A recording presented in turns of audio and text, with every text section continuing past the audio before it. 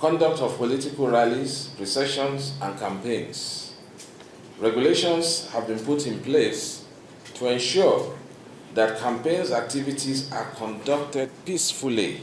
The chairman of the Independent Electoral Commission, Professor Joash Amupitan, has reaffirmed the Commission's commitment to strengthening Nigeria's electoral process ahead of the 2027 general elections. Speaking at a consultative meeting with leaders of political parties in Abuja, Professor Amupitan said the newly drafted 2026 regulations and guidelines for political parties are designed to promote transparency, fairness, and accountability in the electoral system. Today, we gather not only to discuss the newly drafted INEC regulations and guidelines for the political parties 2026, but also to reaffirm our commitment to enhancing the democratic process in Nigeria. He explained that the revised guidelines are aligned with the Electoral Act 2026 and reflect the realities of a compressed election timetable, with presidential and National Assembly elections scheduled for January 16, 2027 and governorship and state assembly elections set for February 6, 2027.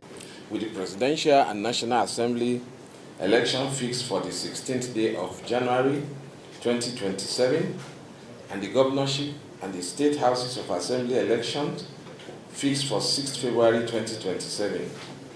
We are operating in a compressed timetable as a result of the reduction in the various timelines in the Electoral Act 2026, which demands what I call a surgical precision.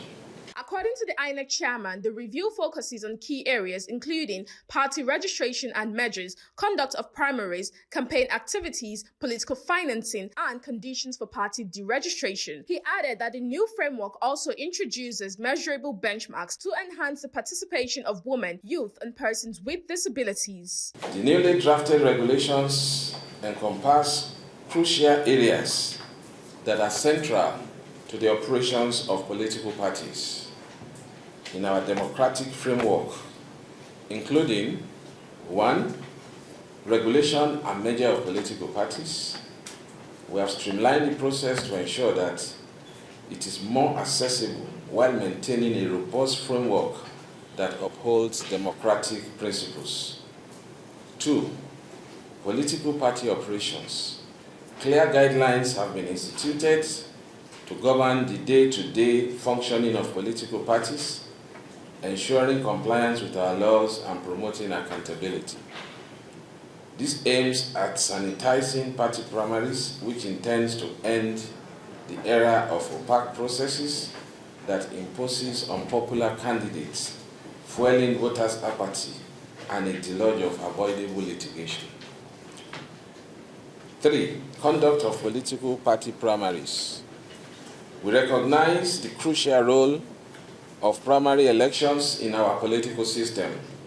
Thus, we have outlined procedures that uphold the fairness and transparency within the political parties. 4. Conduct of political rallies, processions, and campaigns. Regulations have been put in place to ensure that campaigns activities are conducted peacefully and respect the rights and dignities of all citizens. 5. Finances and election expenses.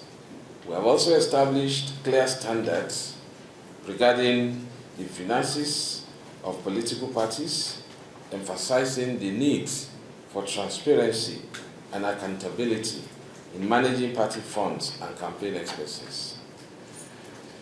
6. The registration of political parties.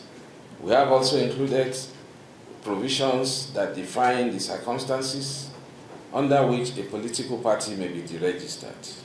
Professor Amupitan emphasized that credible elections begin with transparent party processes, noting that the reforms aim to eliminate irregularities in candidate selection and reduce electoral disputes. We can work towards a robust electoral framework that enhances the integrity of our political processes and uphold the democratic ideals we all cherish.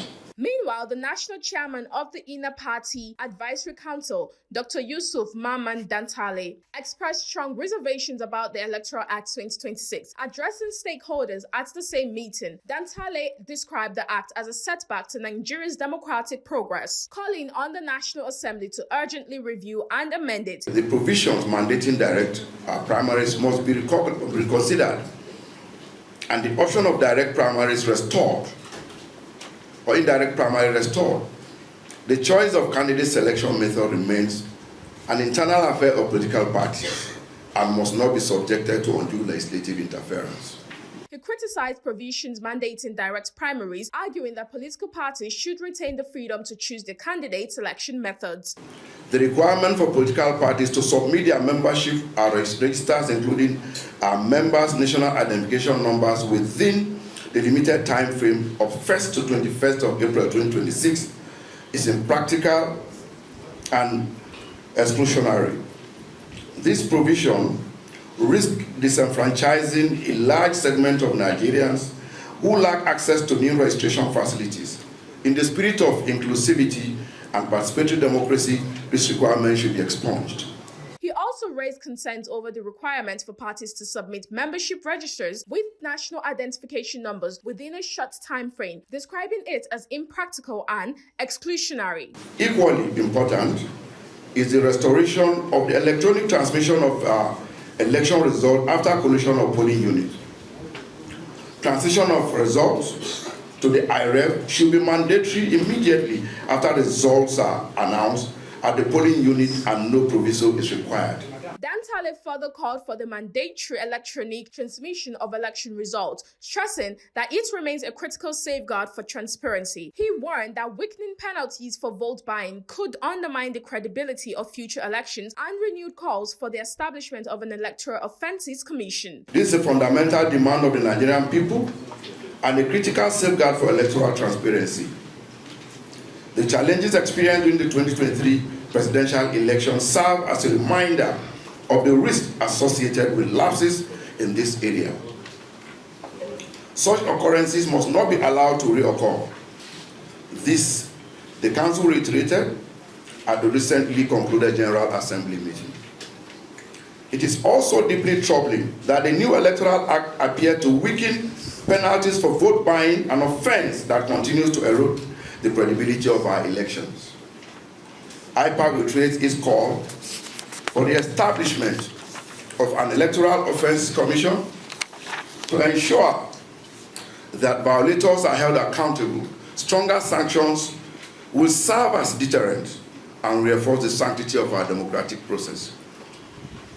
We are also taking steps by appealing to the National Assembly to urgently repeal the 2026 Electoral Act in the interest of credible and transparent electoral process. Both INEC and political party leaders agreed on the need for continued dialogue to strengthen Nigeria's democratic framework as preparations intensify for the 2027 general elections.